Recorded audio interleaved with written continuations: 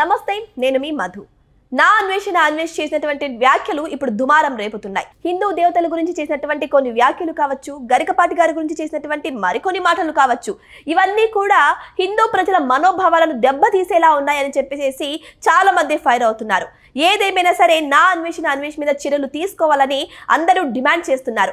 ఎక్కడో విదేశాల్లో ఉండి నన్నేం చేయలేరులని ఇలాంటి మాటలు మాట్లాడితే అస్సలు ఊరుకోమని ప్రజలు వార్నింగ్ ఇస్తున్నారు. అయితే ఇప్పుడు తెలుసుకుందాం, మరి నా అన్వేష్ మీద చర్యలు తీసుకుంటారా లేదా అని. ప్రస్తుతం మనతో పాటు ఉన్నారు senior journalist doctor Durga Vadlamani గారు. వారిని అడిగి మరిన్ని విషయాలను తెలుసుకుందాం. నమస్కారం మేడం. నమస్తే అండి మేడం. అందరికీ తెలిసిందే నా అన్వేష్ అయితే గరికపాటి గారి గురించి, సీతాదేవి గారి గురించి, ద్రౌపది గురించి చాలా ఘోరంగా నీచంగా మాట్లాడారు. కొన్ని వినకూడని వర్డ్స్ కూడా యూజ్ చేశారు గరికపాటి గారి గురించి. అయితే ఈ విషయం గురించి మొత్తం హిందూ ప్రజలు ఫైర్ అవుతున్నారు.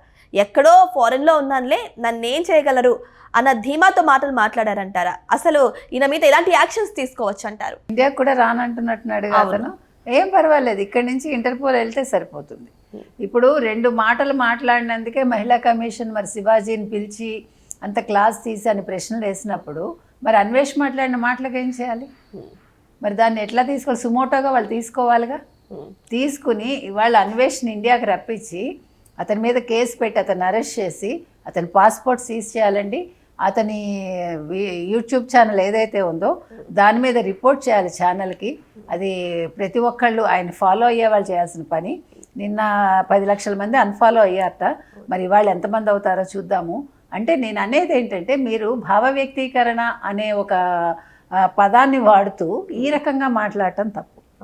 మీ వ్యక్తీకరించడం తప్పు కాదు. ఇప్పుడు ఎవరైనా సరే, ఇప్పుడు నేను ఇలా బట్టలు వేసుకుంటాను అంటే నా ఇష్టమే, దాని గురించి ఎవడు కాదని అంటల్లా.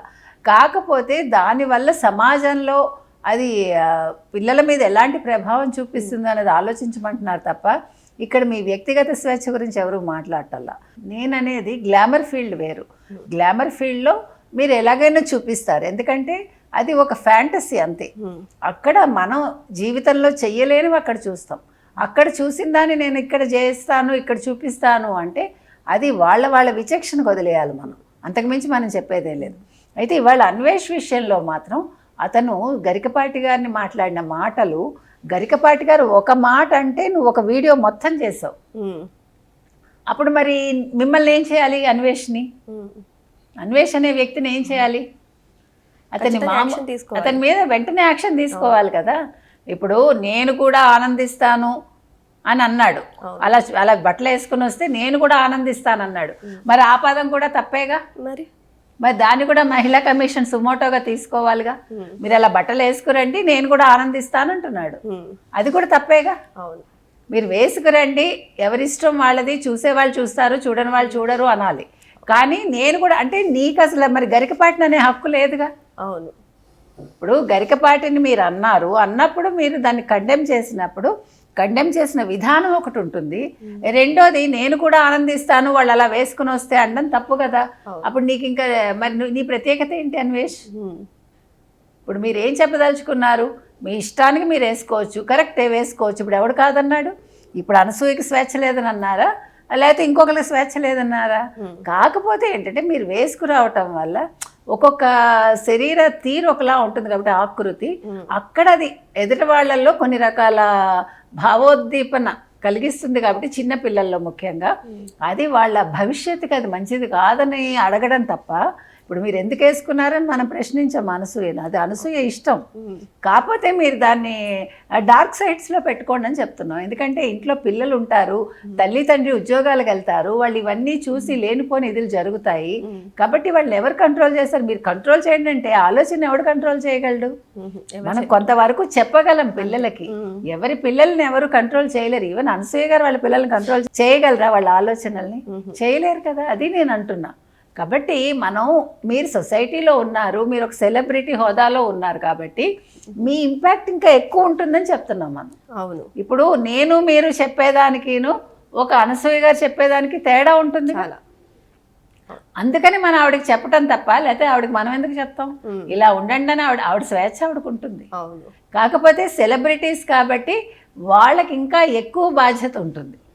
అదొకటే మనం చెప్తాం. కాబట్టి ఇవాళ అన్వేష్ అన్నవాడు మాట్లాడిన మాటలు తప్ప, ఏ శివాజీ నువ్వు 10th క్లాస్ చదువుకున్నాడు, వీడు ఏంటి సంతకం పెట్టడం తప్ప రాదు ఇలాంటి మాటలు మాట్లాడావో, మరి మీరు ఇంత చదువుకుని మీరు శివాజీ కంటే నీచంగా మాట్లాడారుగా. మరి శివాజీ 2 పదాలు వాడాడు, తప్పు అని ఒప్పుకున్నాడు, కానీ మీరు ఒక వీడియో మొత్తం బూతులు మాట్లాడారు.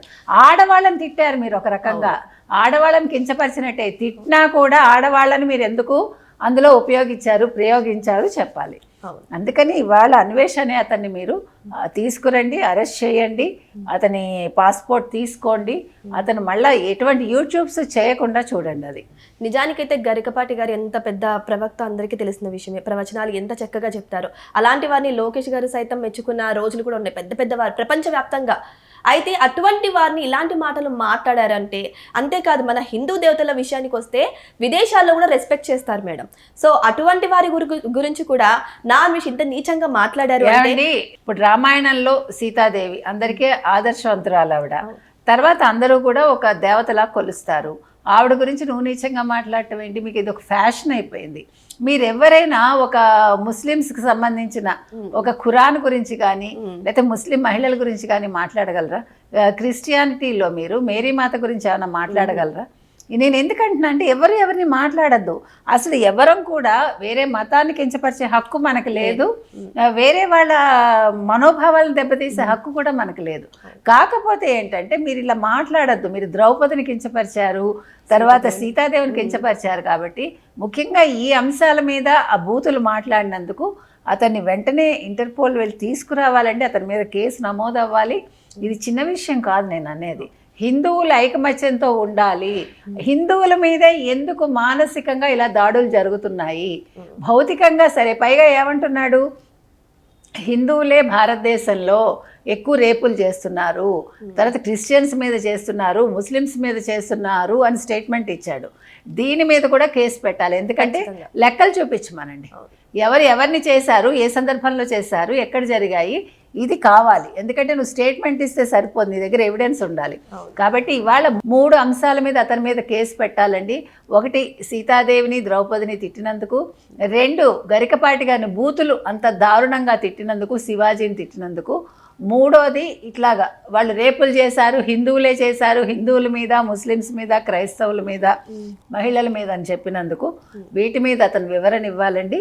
ఖచ్చితంగా అతను అరెస్ట్ చేయాలి. అతని ఛానల్ని అన్ఫాలో చేయండి, అతని మీద ఛానల్కి రిపోర్ట్ చేయండి. మనం క్లియర్ కట్గా అడుగుతున్నాము, అతను ఇమీడియట్గా ఇండియాకి తీసుకురండి. ఎందుకంటే చదువుకున్న మూర్ఖుల్ని మీరు సహించద్దు అని మాత్రం మనం చెప్తాం. అది ఏదేమైనా సరే విదేశాల నుంచి కూడా ఎంతో మంది వచ్చి మన తెలుగు సాంప్రదాయాలను గౌరవిస్తుంటే, మన తెలుగు దేశంలో పుట్టి విదేశాలలో తిరుగుతూ కూడా మన ధర్మాలను ఇంత నీచంగా మాట్లాడడం కరెక్ట్ కాదని చెప్పేసి ప్రజలైతే ఆగ్రహాన్ని వ్యక్తం చేస్తున్నారు. మరి వెయిట్ చేసి చూద్దాం నా అన్వేషణ మీద ఎటువంటి చర్యలు బలోపేతం అవుతాయి అనేది. Thank you so much. Thank you అండి.